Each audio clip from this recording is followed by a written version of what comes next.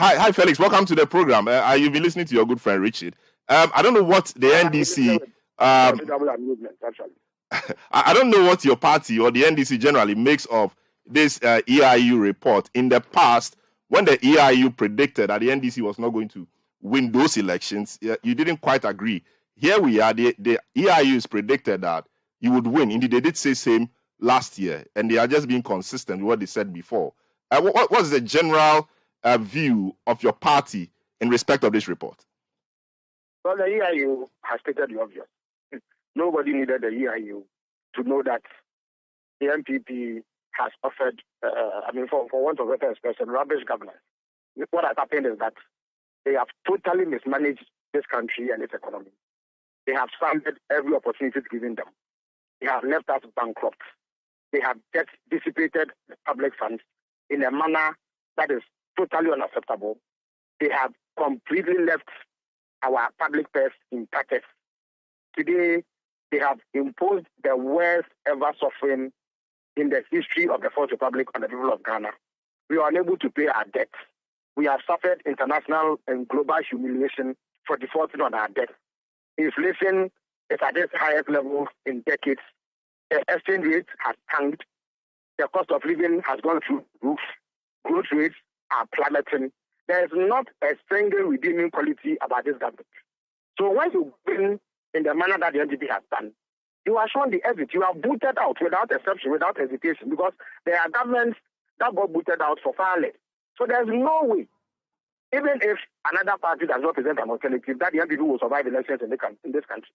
As I said, we have provided rubbish governance. Everybody. So the EIU has said what we all know. Even a child in the mother's womb knows that what the NPP has done does not merit a renewal of their mandate. They have to be booted out. In fact, we are even far better off without a government compared to what the NPP is doing. But is it not? Yes, is it also not? Excuse me. Look at the criminality that has been exposed in the fight against Galamsey. So we essentially have a government that has criminality at its center. We have a president that has led the most corrupt. But you see, these are allegations. These are allegations that someone has made. And indeed, as I speak to you, may I announce to everybody that one of the key names mentioned in that report, Gabriel Sorotridako, has sued the good old Professor Frimpong Boateng, over comments made about him in that report. We'll discuss that after this interview. So it means that the people are responding to them. People are challenging the claims in that report. But the mere fact that you sue somebody doesn't mean you will not be killed. No, but it means there's a challenge to the assertions made in the report. A challenge does not invalidate the claim. No, but the court will prove that. Tell them. If I said you were a man, and you claimed you were a woman, the mere fact that you said you were a woman does not make you a woman. No, but that's being very simplistic, Felix. But it is the simplest example I can give. The point I'm making is that merely because somebody has been sued does not mean that he told a falsehood. He will be given an opportunity to prove the claim that he's made. So I don't see how that even vitiates or that in any way invalidates what the professor said. But even beyond that, everybody in this country knows that this government is corrupt, that there's criminality left, right, center in the government. Well, this president has never been interested. If you let me land, please. Go ahead. This government has never been interested in punishing any form of corruption or any form of wrongdoing. We all know it. And the EIU rightly states that they have offered poor governance. That is the bottom line. When you offer poor governance, you are thrown out. You are not entertained. Now, it was with great amusement that I listened to my friend Richard as he sought to make excuses for this, I repeat, rubbish governance that they've offered. He claims that COVID is the very thing that has affected their performance. He also wants us to, as it were, divorce the last 4 years of the NPP's governance from their first 3 years. As if when Ghanaians went to the polls and voted for them in 2017, they asked them to govern for only 2 years. So that by 2019, there's be a line drawn under their governance. Everything else should be attributed to my grandmother's power because he was in charge of this country. This is the most ridiculous excuse I've ever heard. Look, it was the mismanagement and misgovernance of 2017, 2018, 2019 that plunged us into this crisis when COVID hit. And you rightly pointed out that COVID was a global phenomenon. But there's no country that is in the sort of mess that we find ourselves in. There are a few countries actually. Zambia and co have been in far worse situation. Zambia is nowhere near the mess that we are in. What we are in is unprecedented in Ghanaian history. Never has a Ghanaian government defaulted on its debt in the manner that the NPP government has done. But Felix, are you not failing to take account of the global situation? There is a EIU war that is ongoing, and it's affecting global supply chains. And there's also the COVID war, very unprecedented. We call it force majeure in many instances. How come Togo, Benin, Nigeria, Sierra Leone, Liberia, Burkina Faso, Guinea-Bissau, and all the West African countries that surround us are not in the sort of mess that we are in? Why? COVID bypassed them and affected Ghana alone.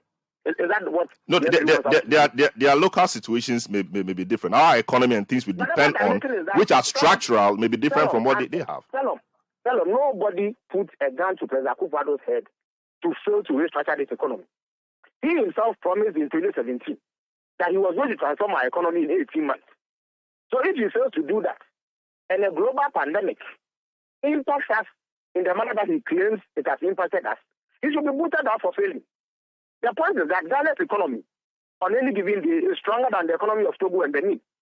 But in recent times, under President Akufo-Addo, they have deliberately and systematically decided to mismanage the economy. Why? They have put a gun to President Akufo-Addo, Alhaji Bawumia, and Konofrate's head to borrow to the extent that they've done.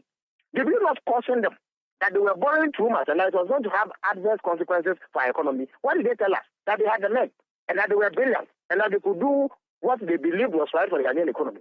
That borrowing is what has plunged us into this catastrophic situation. So let's accept responsibility. It was not the IMF that asked them to go and borrow.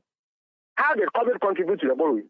They borrowed because they thought they needed to win elections at all costs. And you rightly pointed out that when they indeed borrowed, they shared the money like confetti among political activists because they wanted to win elections. That is what they did. Yes, the EIU. The funds we got, they squandered the money that we got. The EIU. Yes, the EIU too has been consistent in one thing. The EIU, at the last time, sometime last year, mentioned the fact that the NDC stands a strong chance to win, likely to win, but they may want to revitalize the ticket or revitalize the NDC.